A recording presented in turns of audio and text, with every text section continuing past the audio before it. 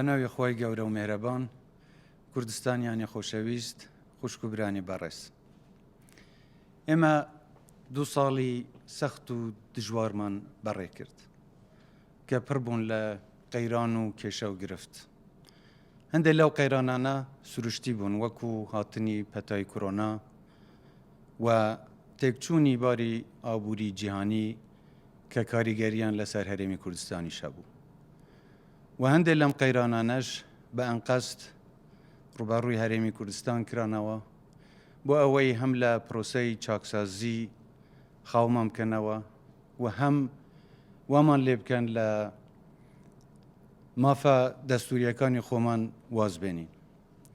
بەڵام ئێمە سوور بووین لەسەرەوەی هەم لە پرۆسەی چاکسازی بەردەوام بین و هەم بەرگری لە هەموو مافە دەستوریەکانی خەڵکی هەرێمی کوردستانیش بکەین.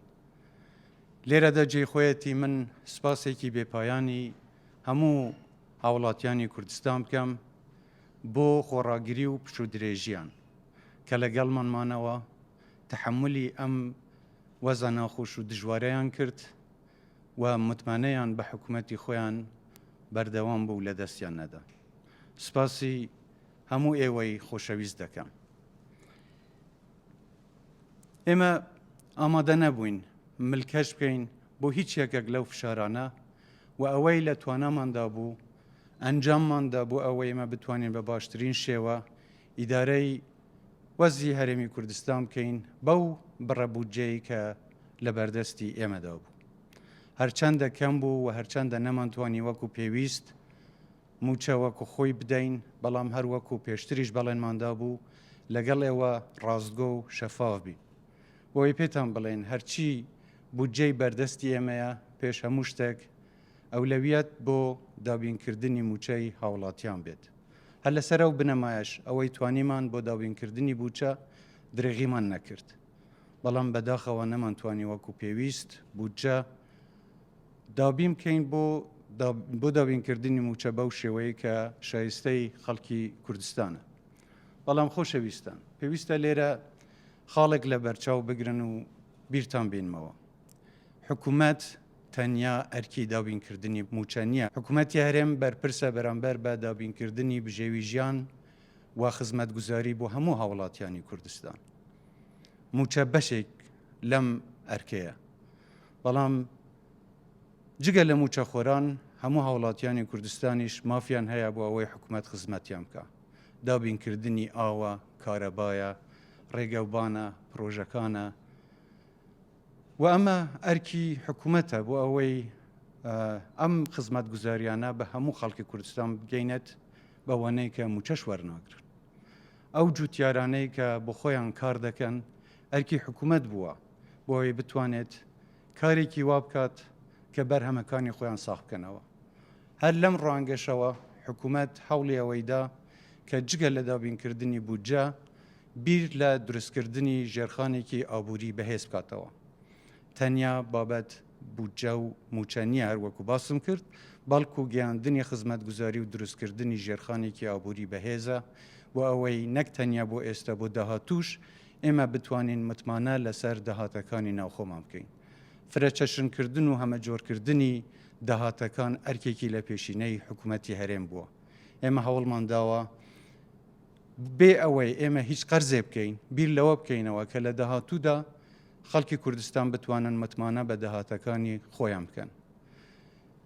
و لەمەش پێم وایە تەحەدێکی زۆرە مەسەرکەوتوو بووین و سپاسی کەرتی تایبەت دەکەم کە بەهانەی حکوومەتی هەرێمی کوردستانیشەوە هاتن و لە زۆر لەو پرۆژانەی کە حکوومەت ویستی جێبەجێیان بکات یارمەتی دەربوون و لەگەڵمان وەستان. ئێمەش بەردەوام دەبین لە پشتیوانیکردن و پێشخستنی ئەو پەیوەندیە تەندروستیەی کە حکوومەت و کەرتی تایبەت بەیەکەوە دەتوانن ئابووریەکی بەهێز بۆ کوردستان دابین بکەن.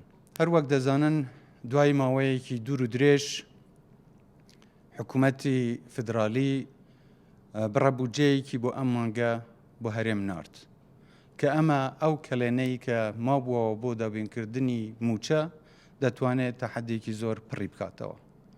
ئێمە پێشتریش بەڵێنماندا بوو بە پێی بودجەی بەردەست موچە دابین دەکەین. لێرەدا ئێمڕۆ ئێمە کۆبوونەوەیەکی ئەنجومەنی باڵای ئابووریمان هەبوو و پێشتریش بڕیاری ئەنجومەنی وەزیرانمان هەبوو کە هەر کاتێک توانیمان موچە بەبێ لێبڕین بدەین ئێمە بێگومان موچەی خەڵک وەکو خۆی بەبێ بڕین دابەشی دەکەین. لێرەوە دەمەوێ بە هەموو ئێوەی خۆشەویست هاوڵاتیانی خۆشەویست ڕابگەینم کە بڕیاری ئەنجومەنی باڵای ئابووری و هەروەها بڕیاری ئەنجومەنی وەزیرانیشە کە ئێمە لەو مانگەوە موچەی خەڵکی کوردستان بەبێ لێبڕین دابینی دەکەین و هیوادارم حکوومەتی فدرالی لەو بەڵێنەی خۆی بەردەوام بێت بۆ ناردنی ئەو بڕەبوجێ بۆ ئەوەی بتوانێت لە مانگەکانی داهاتووش بەم شێوەیە موچەی خەڵک بەبێ بڕین دابەش بکەین.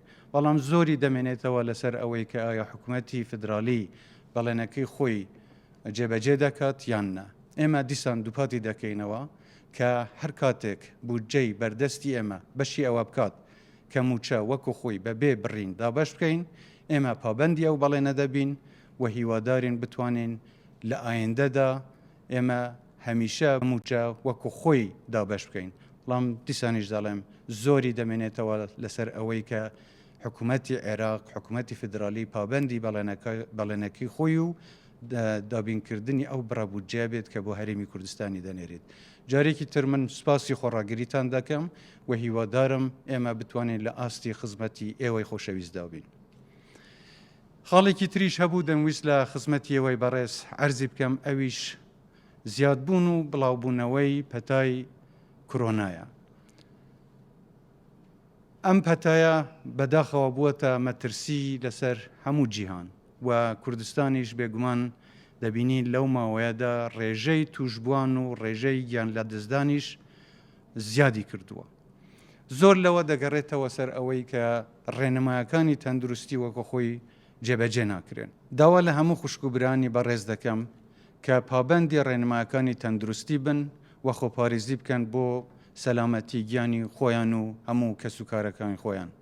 هەروەها داوان لێ دەکەم بۆ ئەوەی پەلە بکەن لە خوکتان کە ئەمە بەپێی هەموو زانستەکانی پزیشکی و ئەو پسپۆرانەیە کە پێمان دەڵێن بەرگری لەش بەرامبەر بەم ڤایرۆسە زیاد دەکات و ئەمە ئەرکێکە داواتان لێ دەکەم بە جددی وەری بگرن و پەلە بکەن لە خوکتان و داوا لە وەزارەتی تەندروستیش دەکەم بۆ ئەوەی بە شێوەیەکی خێرا بتوانێت ئەو ڤاکسینانە دابین بکات بۆ ئەوەی زۆرینەی خەڵکی کوردستان ئەگەر هەمووشیان نەبن بەڵام زۆرینەی خەڵکی کوردستان بتوانن سوود وەربگرن لە خۆکوتان هی ئەم ڤاکسینە.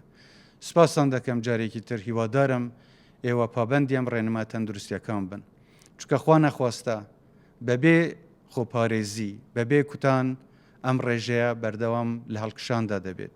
دواتر بەداخەوە گلەی لە حکوومەت دەکرێت لە سیستمی تەندروستی دەکرێت کە وەکو پێویست ناتوانە خزمەتی خەڵک بکەن. ئەمە ئەرکێکی هاوبەشە تەنیا ئەرکی حکوومەت نییە ئەرکی خەڵکیشە ئەرکی هەمومانە کە هەم بتوانین خۆپارێزی بکەین وەخوا نەخواستە لە کاتی پێویستیشدا حکوومەت بتوانێت لە خزمەتی ئێوەدا بێت بۆ دابینکردنی ئەو خزمەتە تەندروستیانەی کە هاوڵاتیان پێویستیان پێ دەبێت. بەڵام تەنیا بۆ حکوومەتی بەجێمەیاڵن تەنیا گلەی لە حکوومەت مەکەن ئەبێ خۆتان ئەو بەرپرسیارەتە لە ئەستۆ بگرن ئەبێ خۆتان ڕێنمایەکان جێبەجێ بکەن خۆتان خۆپارێزی بکەن وەوەی هەم ئێوە سەلامەت بن هەم ئێمەش بتوانین بە باشترین شێوە لە خزمەتی ئێوەی خۆشەویستدا بین.